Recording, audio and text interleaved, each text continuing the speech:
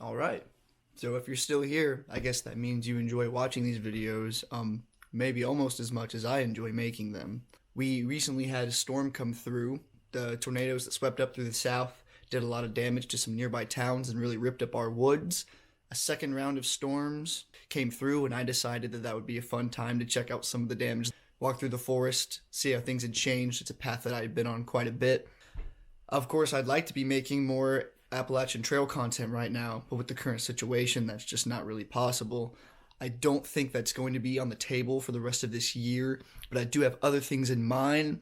I will be tackling the Foothills Trail again, and I'll be better documenting it this time. And I do have a big trip planned in July with a close friend of mine.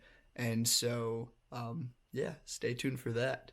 I'll be putting up videos every couple of weeks. COVID makes things kind of difficult right now. It's hard for me to get outside, especially now that it's really come into my town. I'm not getting out quite as much, but I will be getting out more soon. I will be making more of these videos, and so go ahead and subscribe if you want to keep following along. Thanks.